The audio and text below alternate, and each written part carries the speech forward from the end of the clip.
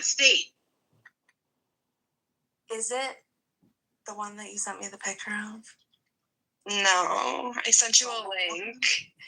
Okay. A link? Danny, This is one of those Viagra. What? He looks like he's on Viagra. He looks good. No, I didn't swipe. He's gotta be like in his 60s, but he's old. Right on that guy. I was just sending you people and making jokes about them. You're not meeting John, 47, who's no, check the like 57. This call is being recorded, so don't say anything out loud. But I think this guy is not my type. But I think that this guy is really interesting. So I'm gonna go hang out with him. Do it. Who is it? Send me his information. I already did. Where the fuck is he? Which one is he? What's the last thing I sent you? Danny, do me a favor. Put your tracker on Ali's phone. Gravity. So I told you to shut the fuck up, gal. Shut the fuck up. The alien god? Yeah. That's who you're meeting? The guy that said he inspired an alien god? This is who you're meeting. Oh my God, Danny. Danny, okay, well, it's nice knowing you, and I'll sit Shiva. May your memory be a blessing. Can you at least put your tracker on TIL so she knows where you're located or somebody? You're meeting somebody who thinks that they invented an anti-gravity device and was inspired by an alien god. Oh my God. Nuts. Is he taking you to Mars? Don't Danny, come on. What's wrong with you? Yeah, he met God like last week, so. Danny, I get you're mad at Dimitri. Don't do this. You don't want to meet an alien god guy with anti-gravity device. What, Dimitri? Just leave me. What are you talking about? None of your business. Okay, so yeah, I'll see. I'm scared that he's gonna kill her on here one day or something fucked up. Yeah. You can't fuck with that man. He's gonna explode one day. I'm scared he's gonna just lose his shit one day and go absolutely berserk. I hope she's not going where she's going, wherever that is. It's not too safe. What do you mean? There's nothing unsafe about it. Okay. Yes, meeting somebody. Yeah, going. You could trust the Jewish people. Okay. He's probably not even fucking Jewish. If he made an anti-gravity device by an alien god, odds are he probably lied on his JDate profile too. Nothing about him is true. Right? He's probably not fucking Jewish. He's probably just a weirdo. Oh my gosh, he's so Ashkenazi. Just look at him.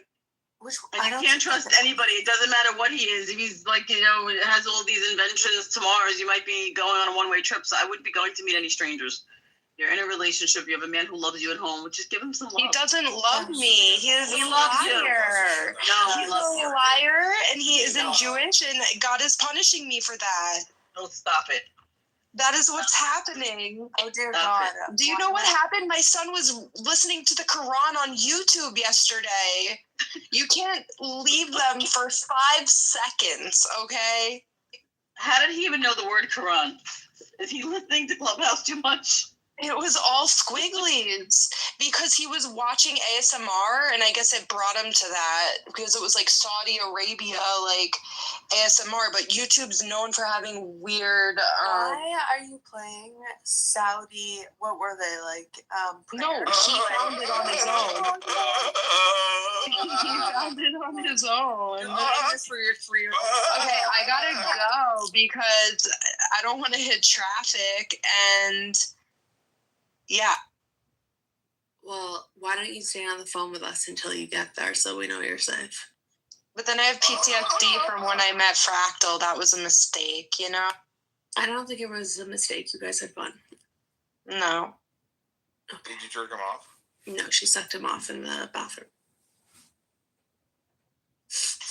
We had help from the guy that worked at 7-Eleven. I heard. That was the only way we could use the restroom there. We had to trade our services. How's Fractal doing, yo?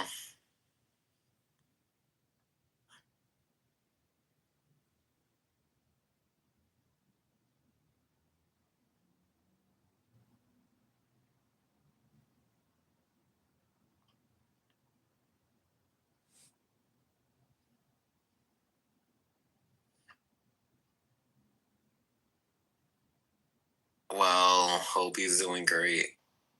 I know he doesn't like me, but it's all right, you know. We're still hoping for the best for him.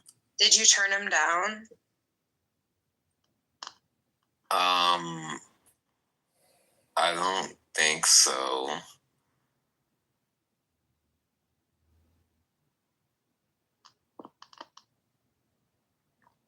What do you mean blowing you up?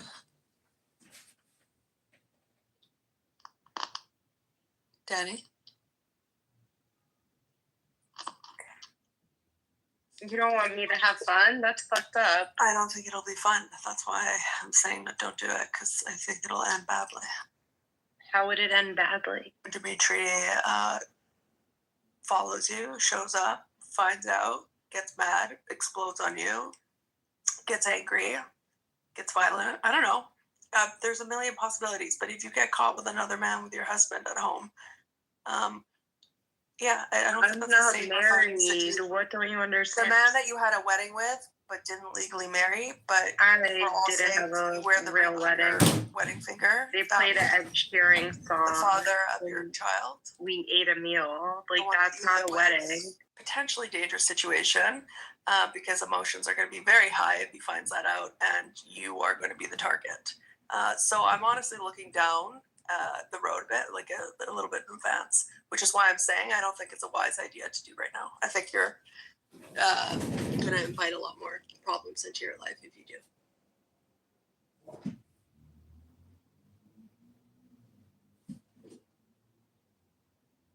Cool. Yeah, I know you're mad at him, but it's just one more day of being mad at him. No, I don't want any more days of being mad at him. I'm done being mad at him. And I'm going to find someone better. You probably won't. Because nobody's going to treat your son the way that a dad is, right? He's the dad of your son. So no one is going to replace nobody him? will ever replace him. So it's not like I'm like looking to replace him as a father. I'm just looking to replace him as a partner because he's not a very good one. And apparently I'm not a good one either. So we don't want to be good partners for each other. So it's not working. Okay, so then break up, split up the stuff, and then move out and be in your own places.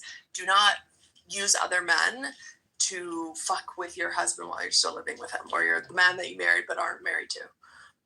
That one. It's just like, it's such a recipe for disaster, dude. He's gonna lose it. And I can't even get mad at him for losing it either. Like, you push this man to the fucking edge. No, I'm allowed to break up with a man. Like, I shouldn't have to be with a man forever. No, you shouldn't, but you have to, you can't be showing him other men that you're gonna go meet up with and talk about his, like, 3-inch penis. Like, shit like that. You know what you're doing, Danny? You're poking the bear, and he's gonna wake up eventually. He's gonna get mad eventually. Wait, who is a 3-inch penis? I don't want to talk about her. Oh. We got a lot of people in here. This is great entertainment. Who do you think the sunglasses are? I feel like Are it's you the gonna- last and the boyfriend. What's his name again? John Neo or whatever. Okay, do I look okay or is it just too much makeup? I look like shit, right? No, you look beautiful. But again, I wouldn't do it. You're lying. No, I actually think you look beautiful. I don't think your makeup's very heavy. Danielle, I tell you if I think that it doesn't look right. I'm brutally honest. I'm telling you, Okay. Your makeup looks very lovely. You look very pretty.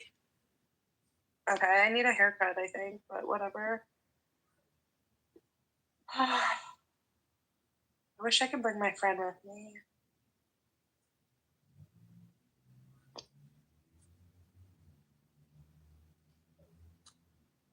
Is Dimitri at work?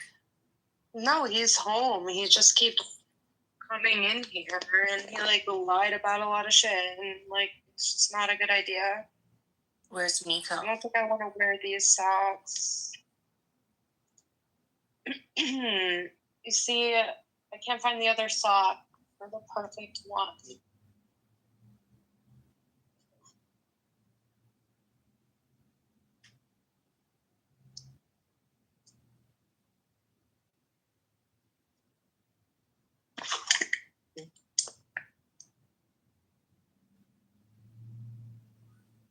All right.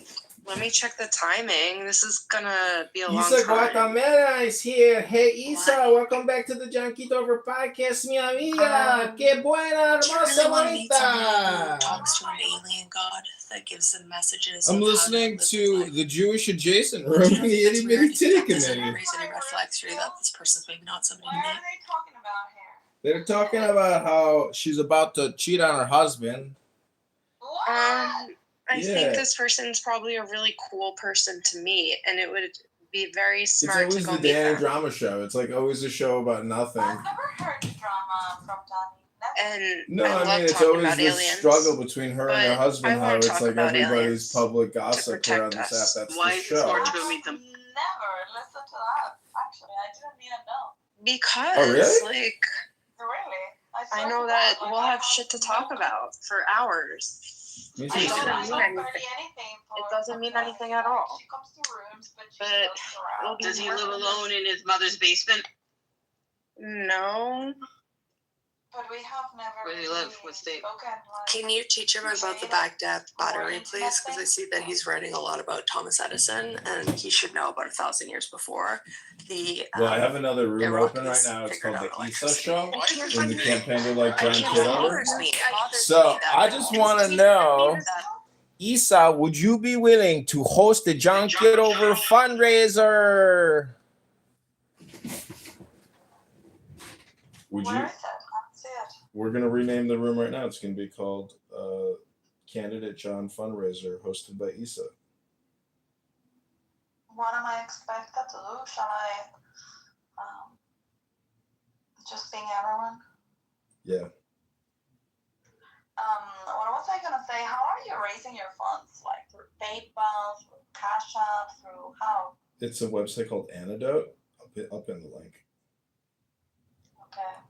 Yeah, but I cannot donate because it's. Well, you can host. That's all I need is somebody to guide people. I need somebody No, to but I'm asking, hypnotize right? Like, people. I just you're not hypnotized allowed to 100 connect people. connections. I just hypnotized 100 people for Augustus, and we did a fundraiser for his new onboarding baby, Augustus II. I know he's coming in December. Isn't that amazing? Yeah, I think it's very amazing. I mean, I have seen Augustus turning his life around since I met him here on Clubhouse. Yeah. Absolutely. It's really a really cool story. Well, it's the story of union between man and woman, and you know how people fall in love and how people start families. It's the birds and the bees. That's right. So where's your birds? Where's your bees? How's your love life? No birds, no bees. And yeah, I'm meeting guys, and but I don't find like I don't know. Listen, John, I'm just letting things happen. You know, putting myself out there, and if it finds me, it finds me. If not, I will be okay anyway. Yeah, well, it's all communication because these dating apps, a lot of it is just dopamine. So a lot of people are No, just I spinning their don't wheels. use dating apps. I mean, I do have Tinder, but I don't use it. I don't meet anyone from there. Like, I don't like to meet people online. Well, see, my point is, what it also does is it allows you to scan all the men that you might actually meet in the real world. So, you know, you know how I have all these accounts on this app and X and YouTube. Well, I have a lot of dating accounts too. So I have scanned the population, and you know, it's like doing a sociological survey of all your available potential, you know, cohabitants or you know, lovers or husbands or wives. So people are looking for solutions or meanings that can't be really found in the other person because, you know, you know what I do. I'm fully transparent. I would rather be in the book club right now than, you know, in the Issa show. But thanks for hosting this room. We're doing a fundraiser. The link to your question is above. Click that link and you can see our official Antidote fundraiser page. And so what I need you to do is host the show in the same way you always create your itty bitty titty committee rooms, but create one for candidate Congressman John Kitover. Yeah, the problem is that this is not the itty bitty titty committee, so it doesn't have the same. It doesn't attract the same people. People think that So maybe that's. what we should do is like we should open an itty bitty titty committee and then call it the fundraiser. Okay, do that. For John Kitover. Do We that. could do that. Do that, but mod In me fact, and but copy I'll the tell you- link. But I'll tell you, yeah, I will mod you. But I'll tell you what, it is more powerful in the mornings. You know, it's when everybody comes to the room and then people stay there. Yeah. So we can do it today, but we can do it tomorrow as well. Like Yeah, in the morning, and we tomorrow, name I it like agree. this. I agree. The morning is the power hour. Yeah, because everybody just wakes up and starts looking what rooms are there, and that's when I end up with also like all the people from everywhere on Clubhouse. Then later in the day, they all just go to their rooms. I agree. I love the 8 o'clock in the morning hour on here. It's when people are just onboarding. Yeah, me too. I like it as well. I like the Bitcoin room in the mornings as well. Oh, that is like, honestly, that's like a chill as a mind virus room. That room is one of those rooms that is fully automated and will never stop. And as someone who loves recording rooms, I would dedicate an entire office to just recording that fucking pathetic room, especially in the morning, as you said, like, because they onboard each other, the news, this and that, and everybody's personality. And that is a show. See, that's what they're missing is like, they don't realize it, but most of this, if you're making a lot of money, many times it's superficial, but I think recording and publishing these rooms, I don't know if it'll ever have value, but. The Bitcoin room is cool because it's like its own world, like a lot of things are happening there. There is drama as well. People relate to each other. It also spills into X. And so there are interactions happening in X and on Bitcoin room, and so it's interesting. And I love those guys. Like I don't know. They talk about everything. They have topics that they're stronger than others, but yeah, generally it's entertaining. I do enjoy them. I find them funny. I integrate that very, very, very quickly. I love going in there and saying, "Good, guess what, everybody? I just bought my first Bitcoin. I finally own 1 Bitcoin." And then they like kick me from the room immediately. They definitely know who I am. No, they wouldn't. I don't think they would. Oh no, they know. I mean, once they know who I am, then they kick me. Not before, but they gotta. Oh, it's John Kitover. Yeah, but there are some that actually they're not bothered by you, but there are a couple that they're like, oh, that guy, he's recording. Da, da, da. Yeah. And I don't even think that they're really, really bothered that you record them, but I don't know. It's just like a rejection towards you. Yeah. Just like everyone else in Clubhouse. See, they want basically that chillism effect where there's no emotional outbursts. But the problem is I don't know. There is something about listening to a foreign native English speaker where if I forget that person is not a native English speaker and they're running on and going, never ending, it's like, this is a me problem. Like, I'm the hypocrite now because I'm stupid enough to sit here and listen to this stupid shit.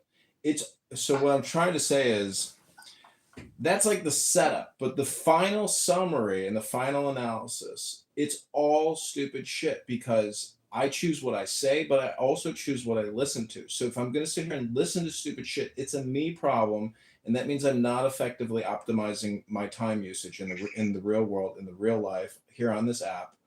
And that's why many people want to be the green bean because they feel like they're more in control of their destiny, in the now. But the truth is most conversations are completely whacked, total waste of time.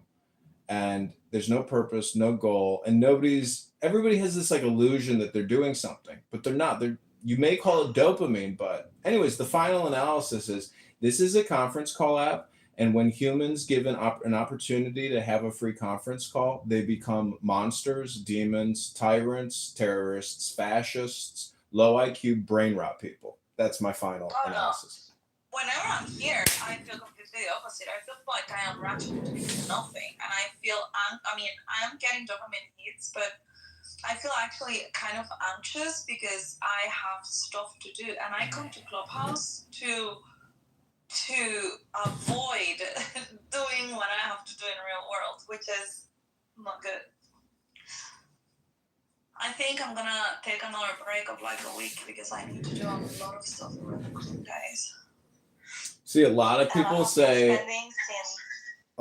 come on this app and they say, I'm going to start doing this. I'm going to start doing this. But I will tell you, do you know when you're actually the most optimized and productive?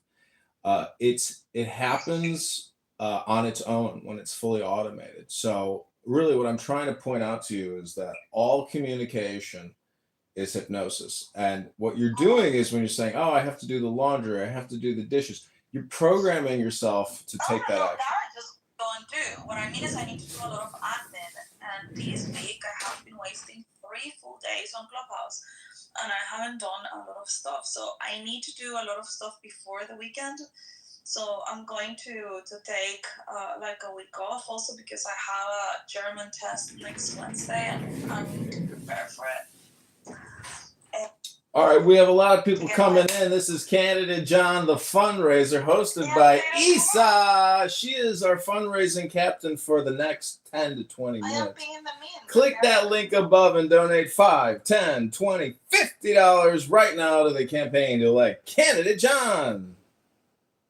We are taking questions at $1 a question. Every dollar gets us 1 petition signature. And Isa is our super hostess of the hour. Thank you, Isabella.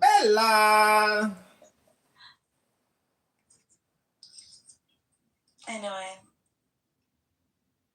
does Chris ever come on stage? Yeah, but see, he's working, and this is me working as well. You, unfortunately, are actually not working, Isa. You're the only sucker in the room, but that's why you're our hostess. Yeah, I'm gonna go to bed soon. It's already 8. I already had dinner, and I'm gonna go to bed early today. Well, you keep saying things that I'm gonna do. Don't just tell us what you're gonna do. Show us what you're gonna do. You're like Danny in that other room. I think I'm gonna do this. I think I'm gonna do that. I think I'm gonna do this. I think I'm gonna do that. Okay, this has been the Candidate John fundraiser. You can see how Isa can't even actually stick to the room titles. She's just a brain goo, harvested chillism type of brain rot sufferer, like the Bitcoin room people. All those people in that room also have the chillism mind virus of like giving up their independence to this neurally network group of low IQ retards who actually talk about nothing and waste all their time. That's life, ladies and gentlemen. Without a purpose, you're kind of just like a gelatinous goo. But not John Kitover. We're fundraising so we can get more petition signatures, ladies and gentlemen. We actually have a pipeline. We have a pipeline. All right, thanks for coming here. Well, the room is not over. We're going to do a quick little meditation. The show has to come to an end. Yes. It's because it's so amazing. But it goes on again and again. Every weekend, almost, Steve. We're trying. It's a thrill to be here for our public. And I'm looking forward that the show has to come to an end. Yes. I am not like everybody else. I don't want to be like everybody else. I have something inside which is burning. And I look around and this is life and everything I see is not for me. I'm supposed to be something different. I have to be something different. I am not like everybody else. I don't want to be like everybody else. I have something inside which is burning. And I look around and this is life and everything I see is not for me. I'm supposed to be something different. I have to be something different. I am not like everybody else. I don't want to be like everybody else. I have something inside which is burning. That's the YouTube algorithm. Well, his father, anyway, is the one that turned him in, so clearly he believes in personal responsibility. And that's, I think, where we need to start is where is the personal responsibility rather than the finger pointing. his father anyway. Just हमने माना कि जन्नत बहुत है हसी, हमने माना कि जन्नत बहुत है हसी, छोड़कर हम मदीना न जाए कहीं, हमने माना. The truth is, you become unstoppable when you work on the things people can't take away from you. Things like your mindset, your character, and your personality. When you make those your priority, they become the most valuable things about you. The truth is, you become unstoppable when you work on the... Cause this looks like a job for me, cause the boss said we need to do something, but when he says we, he don't mean we, cause when he said...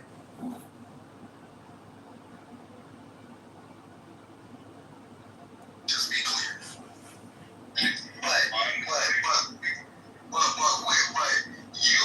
Y'all want us to control how we act, control, even though we have nothing to do with this. Only thing we've gotten from this man is, just be clear.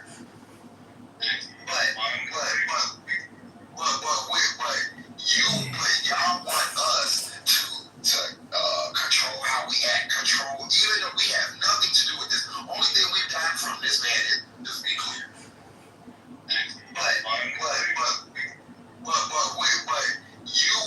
Y'all want us to control how we act, control, even though we have nothing to do with this. Only thing we've gotten from this man is, just be clear.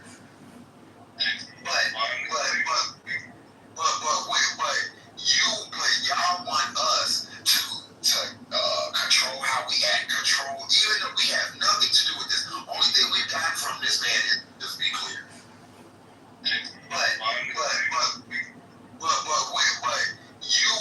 Y'all want us to control how we act, control, even though we have nothing to do with this. Only thing we've gotten from this man is, just be clear.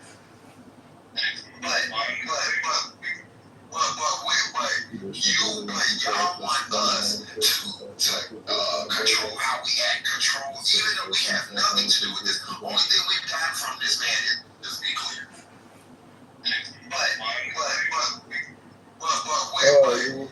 Y'all want us to control how we act, control, even though we have nothing to do with this. Only thing we've gotten from this man is, just be clear.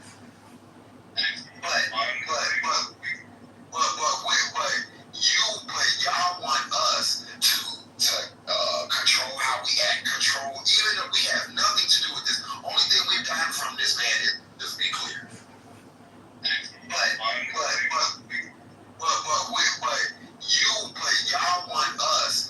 to control how we act, control, even though we have nothing to do with this. Only thing we've gotten from this man is, just be clear.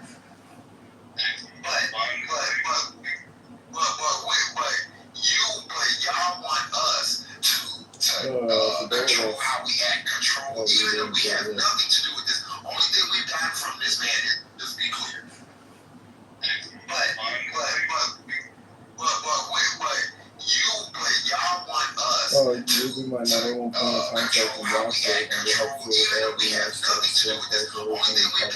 this man is, just be clear. Y'all want us to control how we act, control, even though we have nothing to do with this. Only thing we've gotten from this man is, just be clear. Y'all want us to control how we act, control, even though we have nothing to do with this. Only thing we've gotten from this man is, just be clear. Y'all want us to control how we act, control, even though we have nothing to do with this. Only thing we've gotten from this man is, just be clear.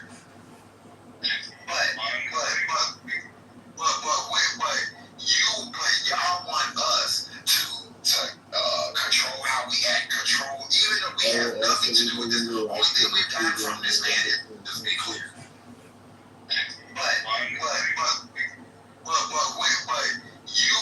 Y'all want us to control how we act, control, even though we have nothing to do with this. Only thing we've gotten from this man is, just be clear.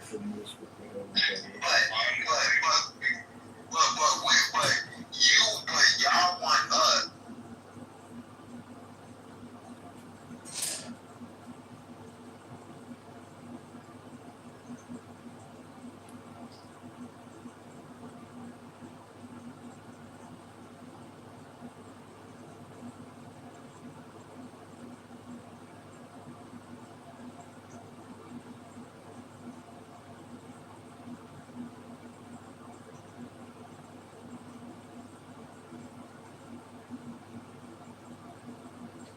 I will be the congressional leader and can prioritize spending allocation back to the people of Winnebago instead of Fortune 500. Keeping on under my contact and offer them for all the most tax factor proportionality. So their job opportunity for both this year and I will also be leading the rock for food being in November 2026.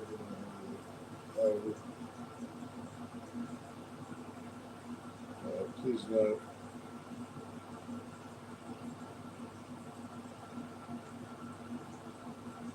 There's probably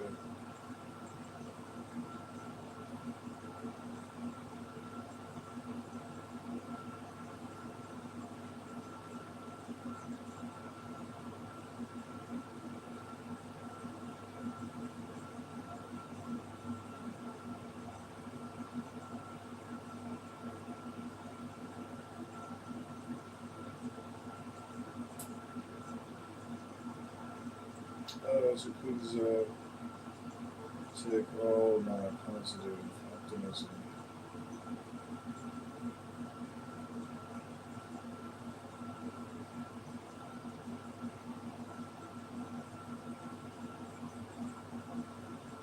Please note there's probably a 10% chance we win the March 17th primary, even if we qualify with all the signature to John. So please take all my positive optimism.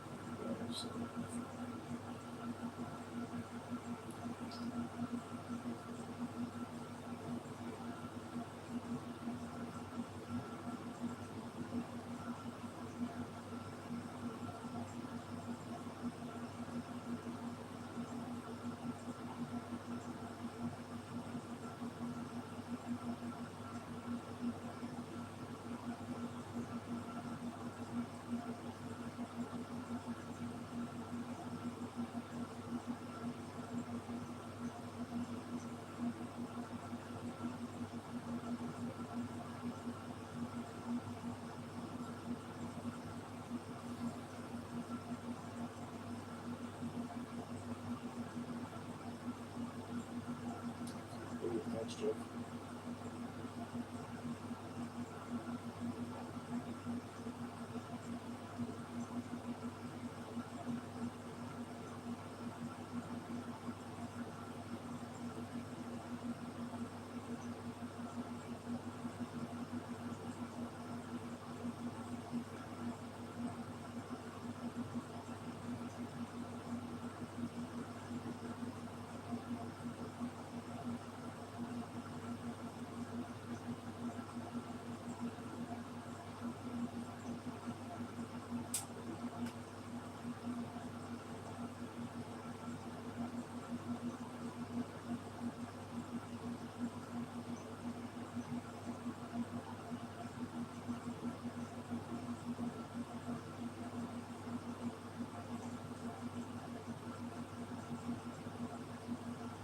Please note, there's probably a 10% chance we win the March 17th primary, even if we qualify for this signature. That's a lot. I'll be the congressional leader and can prioritize spending allocation back to the people of Winnebago instead of Fortune 500. Moving on over and contract and block for and hopefully all the most texts from post letters and publish them all. Good job, opportunity for both of us. You're doing great work. We'll also be in the Rockford Food Down in November 2026. I think I'm going to be Rockford, but they don't get published. Please note there's probably a 10% chance we'll win the March 17th, even if we qualify for the signature privilege. So please take the more positive optimism.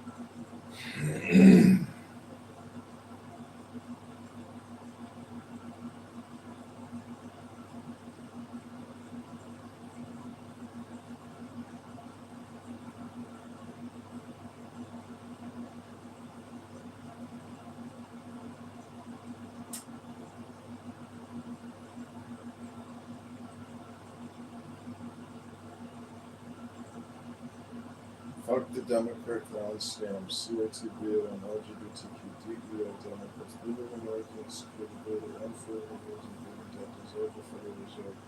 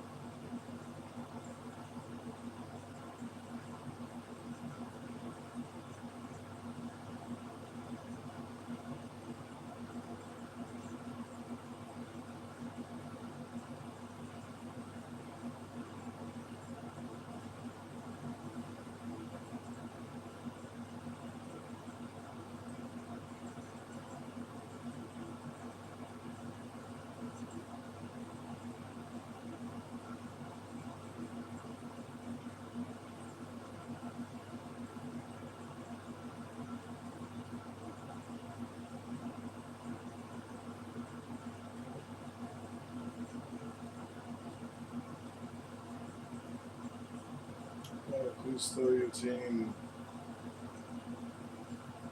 to the place as well if you're comfortable.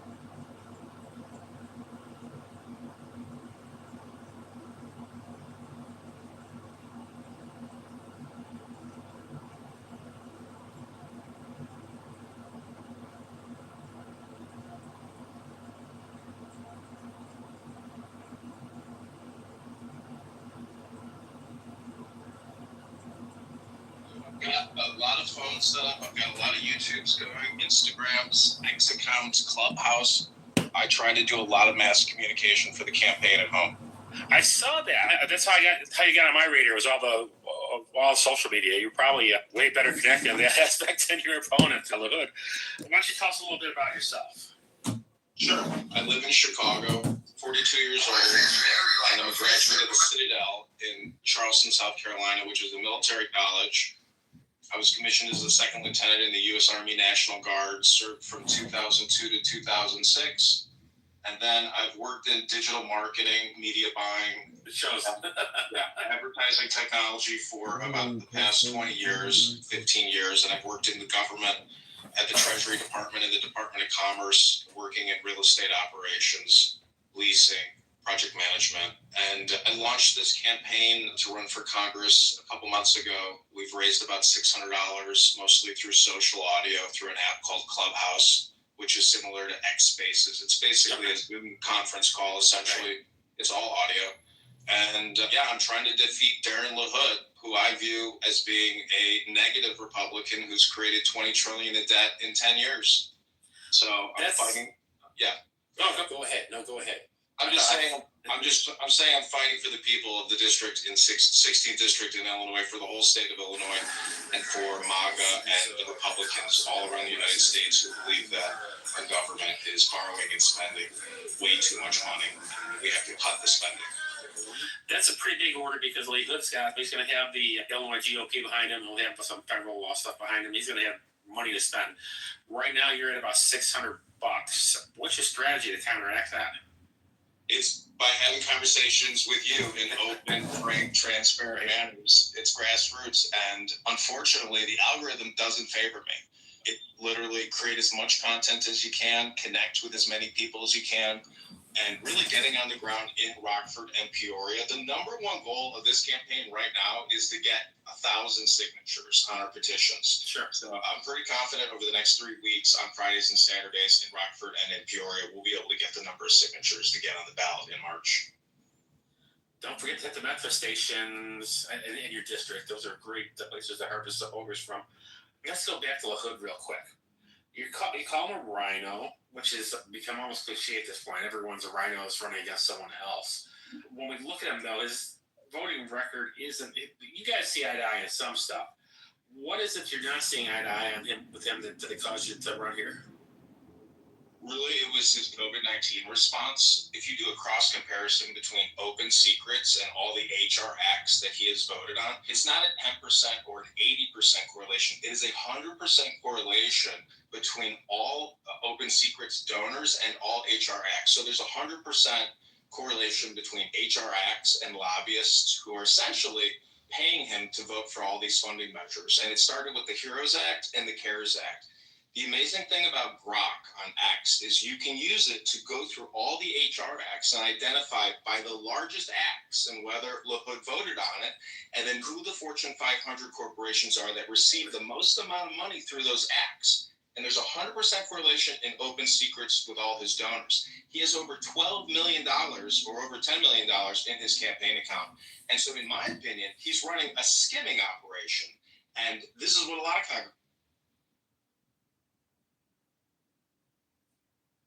Congress people are doing. They have 10 to 20 to 30 million in their checking account, all given by lobbyists. So that is primarily the reason why I want to wake people up in the 16th district, say, hey, he has created $20 trillion in debt plus $5 trillion a year over 10 years. He's responsible for spending $70 trillion. What have the people in Illinois District 16 really gotten from La Hood for all those trillions of dollars? He likes to say it's all about jobs at Caterpillar, etc. So in my opinion, he's wasting the money. We have to stop borrowing and spending, and that's why I'm running against Aaron La Hood in the 16th district. And in deference to your campaign too, some of those jobs he talks about didn't really appear. You look at what happened with Stellantis. They only got one up with a fraction of those jobs coming back. So it might be good to have someone holding his feet to the fire. It goes to show you that it is very difficult to create a successful business. I've launched many different businesses, and you can borrow from the taxpayers and create these businesses that go out of business, like Fisker and the electric buses that Pritzker gave us. Yeah. So it's super hard to create a business, and when a government creates a business by borrowing and taxing, that's not the bedrock or the cornerstone for building a good business. They're set up to fail. And it puts all the debt on future taxpayers. So it's that's an unfair bargain. What did you do in the Army? You're in the Army National Guard. Eh? What did you do there? I know you're an officer, so it's a little different. I'm not looking for. Sure. So I can tell you, I went to the Citadel, which is a prestigious military school in Charleston, South Carolina.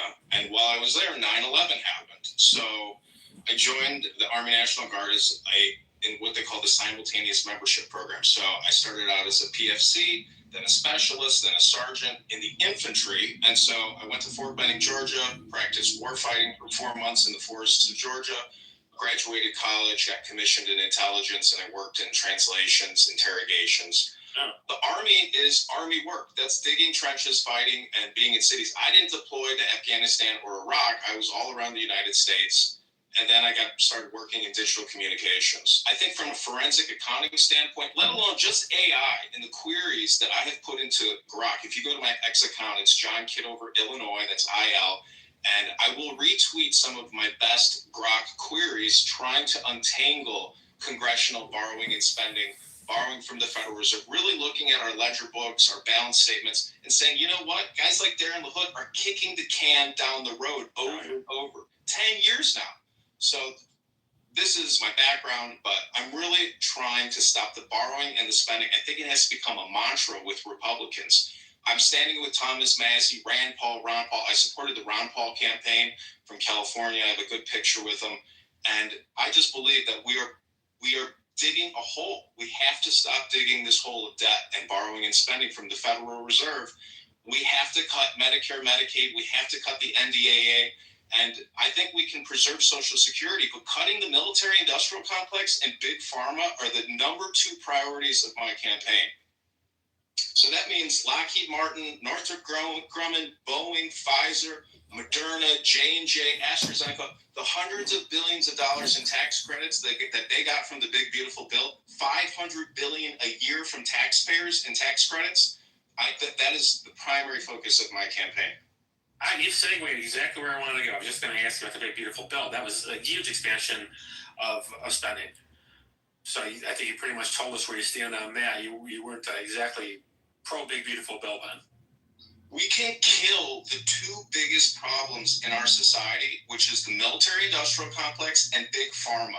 We have to cut the Medicare and Medicaid by probably $1 billion to $2 billion a year, and the National Defense Authorization Act by about $200 to $400 billion a year. We'll be able to start paying down the debt. We can lower taxes, and we can stop funding big pharma, which is poisoning us, and the military-industrial complex, which is taxing us and doing military policing around the world. And Darren LaHood has kicked the can and funded this for 10 years. He's been a congressman in the 16th district, and I think the connecting district before redistricting.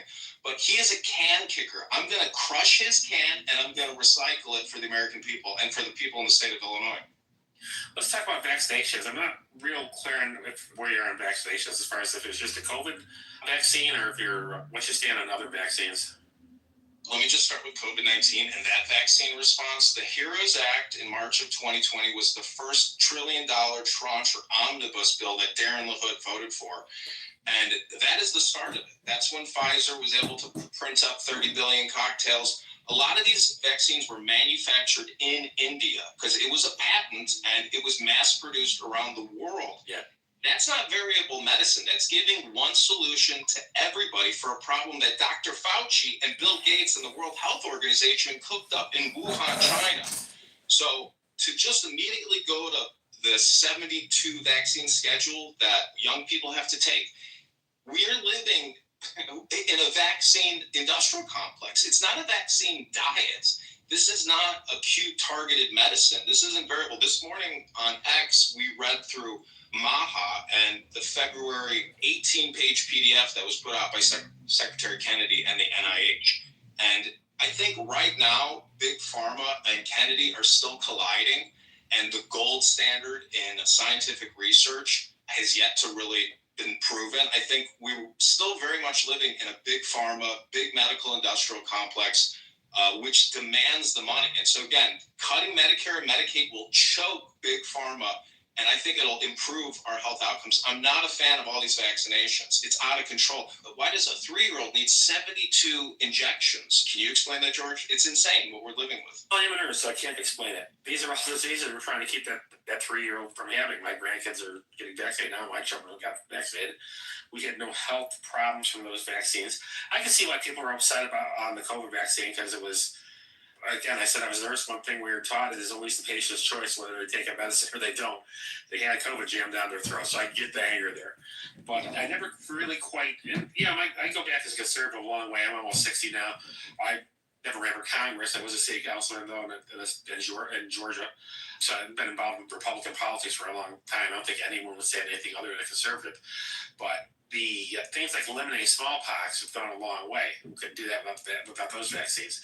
The chicken pox, people live through that. My grandkids are getting, I believe my kids are getting the chicken pox one. I don't think it's hurting anyone. It's keeping them from scarring and later, and protecting them from shingles a little bit later.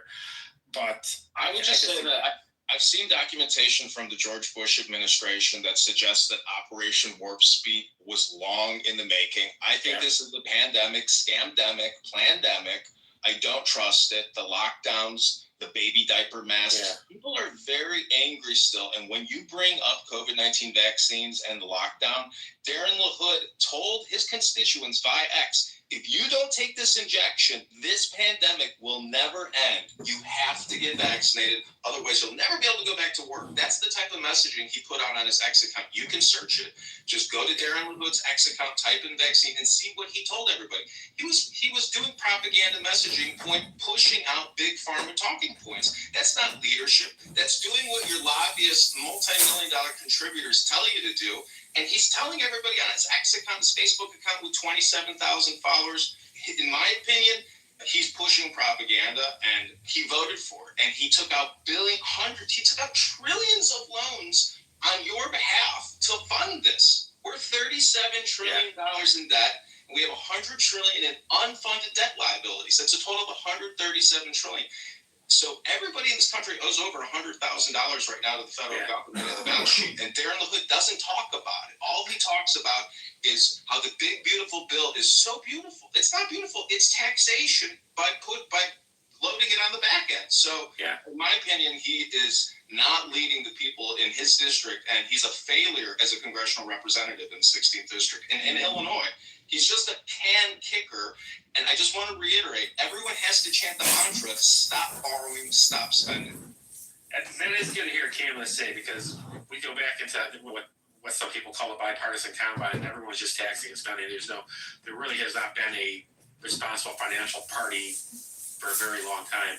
And it's good to hear people coming up through the ranks and running for office saying, we got to stop this, because it's not sustainable. You're absolutely right on that.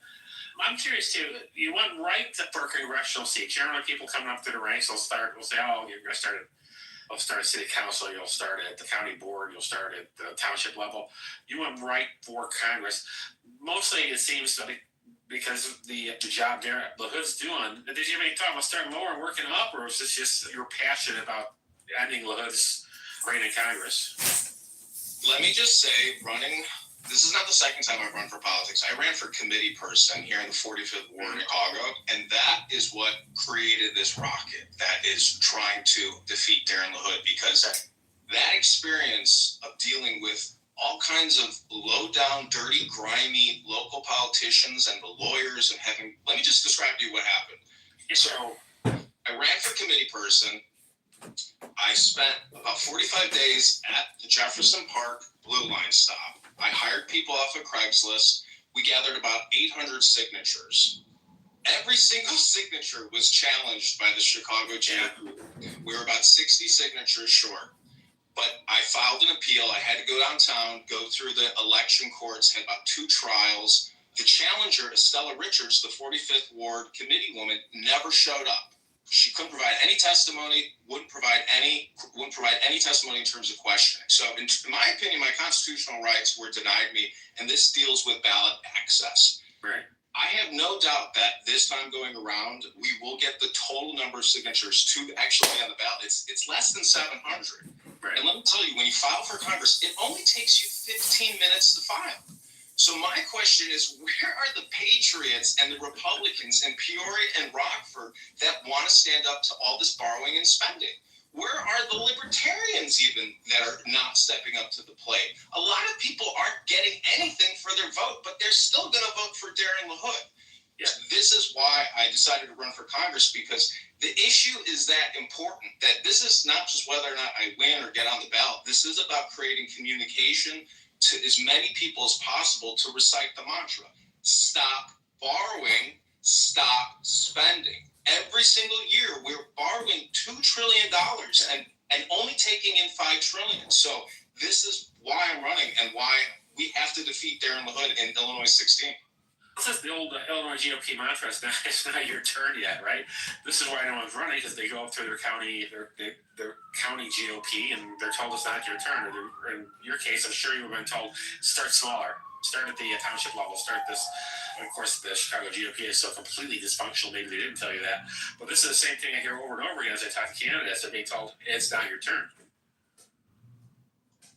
Listen, it's everybody's turn. There should be 100 people lining up when there's no filing fee and it takes you 15 minutes. And now there's another Republican candidate running, and I think there's 4 Democrats running against Darren LaHood. So people are waking up and standing up. Darren LaHood really flies under the radar, but he has a very powerful position in Congress. So, in my opinion, the more people standing up to Darren LaHood, either we force him to start obeying our Constitution and give us a fair and balanced budget, or he's just going to keep plunging us into debt and creating future tax liabilities for your children. The guy is, in my opinion, dishonest, and I think we have to crush his can that he keeps kicking. Let's switch up for a little bit. Let's talk about the district you're running for. Your district runs, you're in Chicago, it's in Peoria, it's in Rockford. Let's talk gerrymandering. Where's our solution here? Right now, the Republicans, we're roughly half the state's electorate. We only have 3 congressional seats, one the ones you're running for. Was there hope here? What's the answer here? As long as you're that outnumbered, how do we fix this? Let me tell you, before working at the Treasury Department doing facilities management, I worked at the Census Bureau downtown Chicago.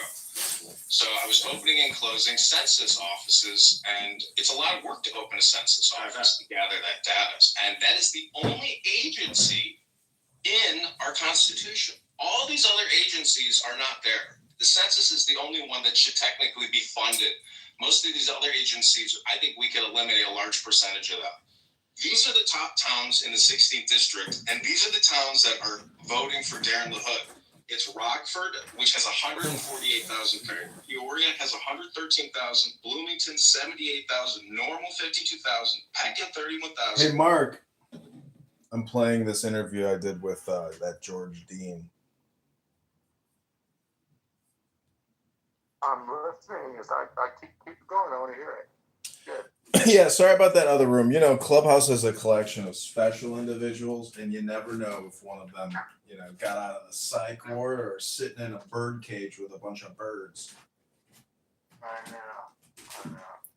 But, you gotta... Keep it going. Oh, you want to hear more? Well, I kind of clicked off of it.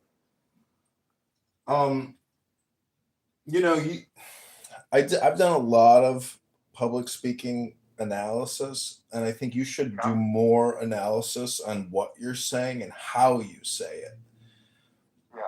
Your delivery matters. And what's funny is, even if you come off as being cheesy, what you're really doing is delivering a communication into that person's brain, into their central cortex. So if you enhance it by making it even more corny or sounding like Gilbert Godfrey, what you're still doing is you are burrowing your communication into that person's brain. So if what you're saying is accurate, truthful, and the best, solution, you can't win with these people, Mark. And so, it really does come down to projection, and you could call it propaganda or politicking, but what you are here is you're here to deliver a message, and you have to upload it. It's a transmission. So you have to look at it from that perspective, that if you're going to analyze yourself, if you're going to analyze your public speaking, your projection really matters. You have to speak up loud. You really do have to be loud. You have to increase the sound frequency for people. It's not loud enough on this app for people. It's just some analysis, but just some thoughts. Okay. I mean, what do you think your chances are of winning? I talked to the White House for 2 hours yesterday, and so they've done more work than me. And I don't mean to disagree with you with the messaging thing, and messaging is super important, but for me, it's just about the math, and for the White House, it's the math, and I think the math is on my side. Harris won my district by 2 points, right? So she got 52%. So it's a very close district, and now, my opponent spent $8 million, making my race the most expensive by a lot, like by double or triple or even quadruple other races in the state. And I had no name ID last time. Now all of a sudden I have name ID. My opponent's money's gone. My opponent's name is gone. And, all that is working for me. It's good. Without any message, without anything. So now, lump onto that, I actually have more money in my account than any of the 20 or 30 candidates that are running for Congress. I have the most amount of money. Not that it's a lot of money, but I have, I'm in first place in terms of that. And now I got to spend my money wisely and raise more and figure out how to ballot harvest to lift 2% or 3% to win. But the problem is, what I can do with that. You know, you can only outperform the top by a certain amount, no matter who you are. You can be Jesus Christ, and you can't outperform, the president, or in the midterms, the governor. You can't outperform that by, 10 points. It's hadn't been done in history. So, gotta hope that the governor, whoever it is, whoever wins, does a good job. And right now, they all kind of suck.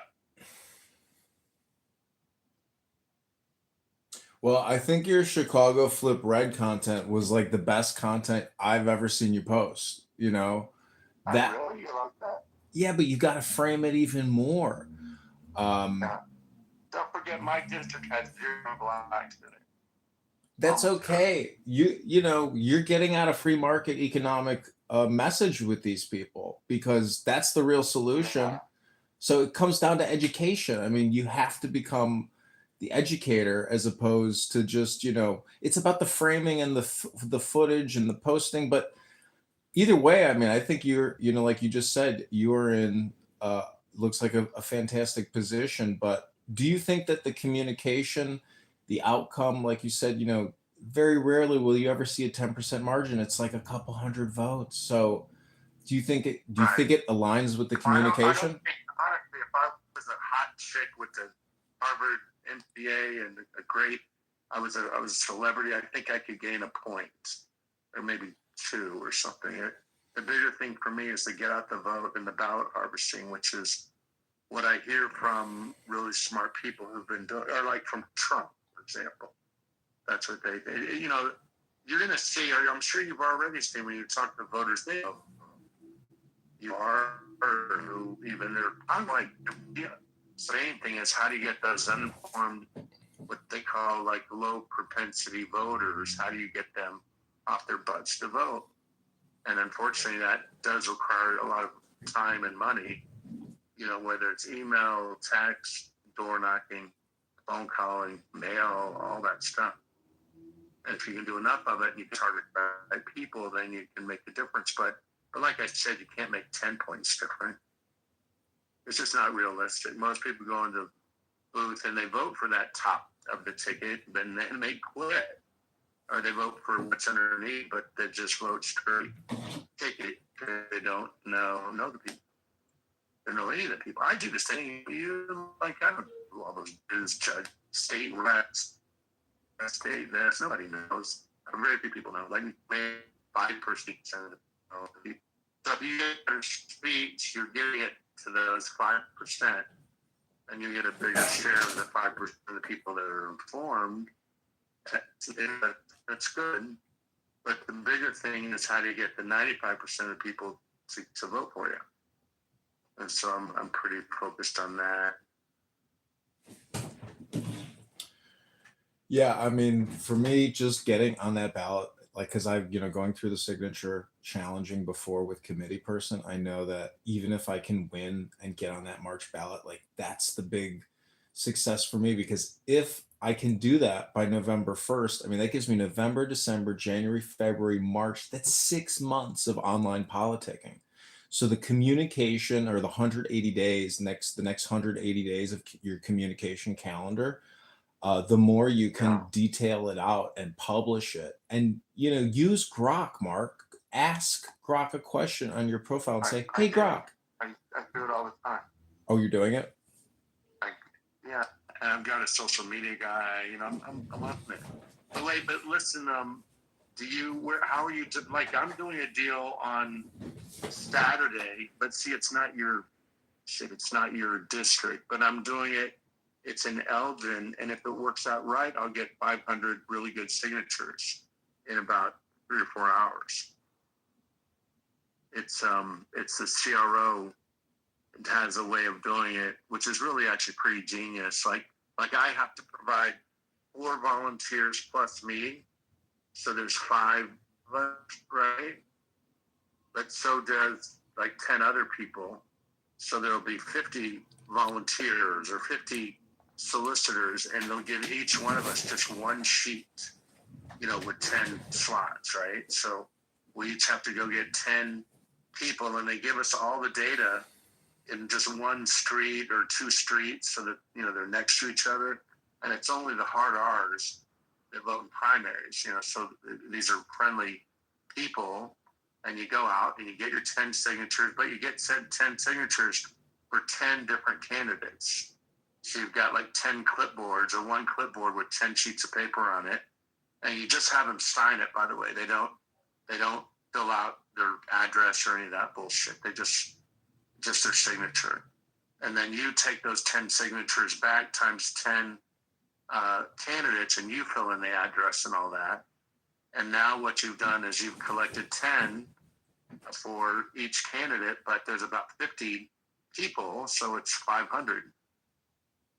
Pretty cool, isn't it? Yeah. Sort of like a hack, to getting signatures. Yeah, I have some people that signed for me that just signed, and I, at the time I wasn't even looking to see, if they properly filled it out. I've petitioned these petition signatures. People got no idea just how, challenging it is, because, but there's a strategy, and really, the more people you have, more agents who can go out there and organize. Like I have this person in Rockford; she's gotten over 300 signatures in 1 week. Oh, that's good. That's a dream. That's a good one. I know she's the thing is, you do a lot of it is geographic. She's a volunteer. I'm paying her. The campaign's paying her. Oh, that's good. That's a good one. Yeah, she's fantastic. Just gonna make sure she's not freaking on or that sort of thing, 100%. You don't know, and so that's the thing, is it's a big long shot, and when the challenges come through, and we're going to find out what the proof in the pudding is. If I get defrauded with petition circulators and I don't get on that ballot, I still won't be defeated, because I've hopefully been trying to draw attention on the platforms about the fiscal crisis, about the economic crisis. So anyways, I'm happy that Chairman Powell lowered the rates, but do you think they should lower them even more? I mean, why don't we go back to 2.1%? You think that'll just ignite inflation? Yeah, I don't know. I mean, you worked in finance. You were an asset manager. I mean, what's wrong with a lower interest rate? I think the pressure is on. He's going to keep lowering it until the economy picks up, or Trump's going to do whatever he can to get rid of them. So it's going to come down, but he's going to fight it all the way down. I mean, quarter point, what is that? It's nothing. Yeah. Well, anyways, when are you going to Elgin? That's Saturday, but if you could somehow organize something like that, it costs nothing, zero. I don't know if there's anybody out there in Rockford or whatever area, that would organize something like that. But if you could just organize one event like that where you get other candidates involved, you could get all the signatures you need, and they're good because you have the data. Like their address, they're registered to vote. They're Republican. They're not going to spit on you. It's really the way to do it. Yeah, it's tough. I really tried to convert these 2 liberal hardcore Democrats with piercings and tattoos to sign my petition. Oh, don't bother with that. Skip those people. They asked me, why wouldn't you vote for Kamala Harris and Tim Walz? I was like, to me, the 2 of them as our leaders, there was definitely things off about them that would make them, in my opinion, ineffective and dishonest and potentially horrific leaders. They would not sign my petition, and we were so cordial and had such a long conversation, could not get them, no matter how hard I tried. Yeah, but I don't know why you're doing that. Like, I'll get 10 signatures in the time that I would waste talking to a Democrat, or even if the Democrat signs, it's like it's a matter of return on investment. You're investing your time, and you've got to figure ways to get the most signatures in the least amount of time. And having to talk to people it's no good. Even I go and ask you lots of questions. It's here's my phone number. call me, but right now I have to go get a bunch of signatures. Would you like to sign? No? You got to think about it? No problem. Call me later. I'm happy to talk to you about it and move on. Yeah, I signed. If I fail, you know. I signed a Democrats petition, who's my senator here in this district, and I only signed because she personally knocked on my front door. I said, "How can I not sign? Yeah. You're doing the effort. You're walking the streets." I was like, "And it's dangerous knocking on people's doors." I'm like, "God bless you. Give Yeah. it to me. I'll sign it for you." But then she wanted me to sign more petitions for her friends. I was like, "No, no, no, no. Yeah. You did the work. You get the vote. You get the signature. I'm not voting for her, but." You disqualified your signature, right? You know about that, right? What do you mean? You can't. I mean, hopefully you won't get caught. It won't matter. But you can't. We can get signatures, but not from anybody that signed a Democrat petition. They sign a Democrat petition, and you get challenged, they'll disqualify that signature. It's hardly worth like mentioning to people, because if it gets disqualified, it does. Like it's like too much information, you know. But I'm just telling you, if you didn't know, you can sign one party or the other. You can't do both. Yeah, well, I have no doubt that if we even meet the threshold and we do get the number of signatures we need, which Wait, what do you need, John? What do you need? How many do you need? 700. Okay, that's about what I need. And have you tried a train station in the morning yet? No, not yet. Personally, no. That's or any? Do you have any train stations that would be like lots of people commuting?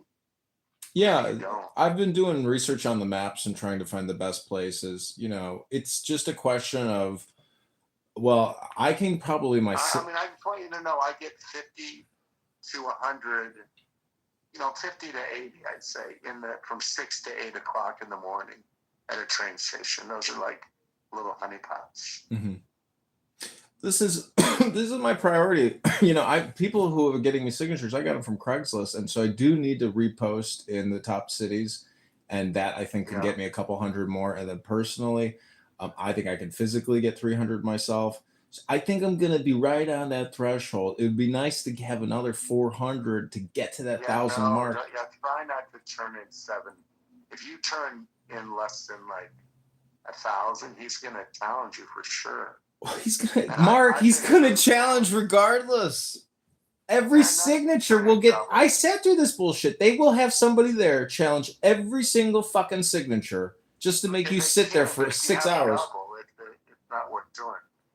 I'm just saying. I know what my priorities and my to-do list is today. I've already analyzed my thoughts. I know how I think I can do it, but your help could push me over that that threshold and make getting the March 17th ballot an actual reality. Where is the closest to Chicago part of your district? Rockford is what can win this for me. There's 150,000 people there. It's the North versus the South. Rockford versus Peoria, and the North is pissed. There's a lot of crime in Rockford. My campaign circulator, who's getting the most SIGs, she won't even go to parts of the town. It's too dangerous. Who's my Rockford guy? Have you ever talked to any of these Rockford politicians? Yeah, Max ran one of them off the conference call. He pissed him off so bad. Oh no, who was it? He was a guy who reached out to me that wanted to help me, and Max chased him off. Why'd Max chase him off? What was that about? It was just Max being Max, and they pissed the guy off, and he went bananas. But Max wouldn't relent. Max wasn't wrong. The guy's a whack job, but he still wanted to help me. Yeah, it's sad. I'm sorry about that. No, it's meant to be. Listen, I have people who have wanted to, help the campaign, and then maybe they look at my profile stuff and they're like, I can't do this, and they end up not reciprocating or recommunicating. So I have been using Clubhouse to onboard people, and in my opinion, it's working. It's a team building experience. Yeah, cool. And a lot of people who can't download this app and have a conversation here, it filters them out. I don't want them gathering petitions for me because they're incapable of even having a conversation on a phone. So yeah, but what about like I went to the Sangamon Lincoln Day Dinner, for instance, and there was like I don't know 100 people there, something like that. They're all PC, and they're the kind of people that do get petitions, and they are Republicans and have been working and stuff like that. Might be good for you. Listen, I can take Mark. My experience is take it straight to the people. I don't need to go through Republican channels to get these signatures, and I know what they're going to do and waste my time and blah blah blah. They're not going to help me or give me a time. Not going to give me their time. Not going to give me their money. Not going to give me their click. You know what it's like, Mark.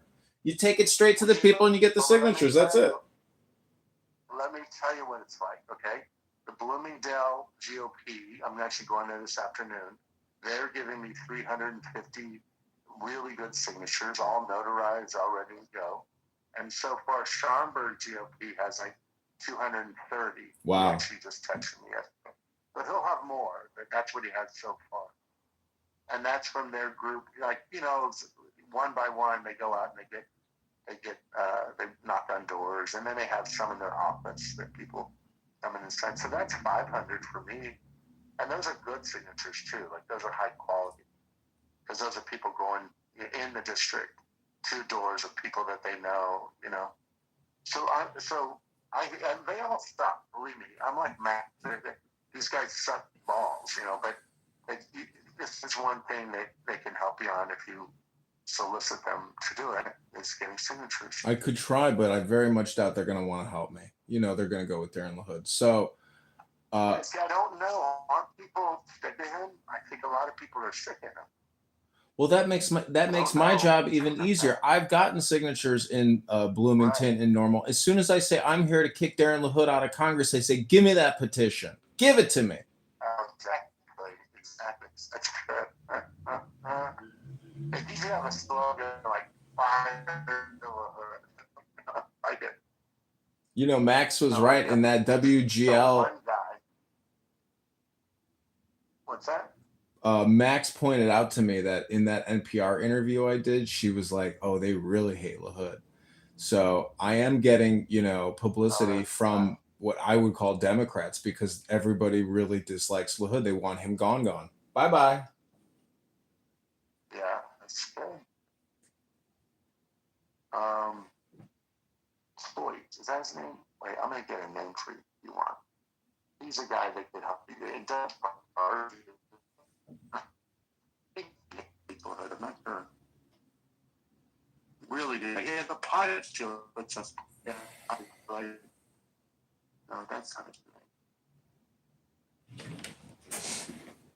That's a really smart guy.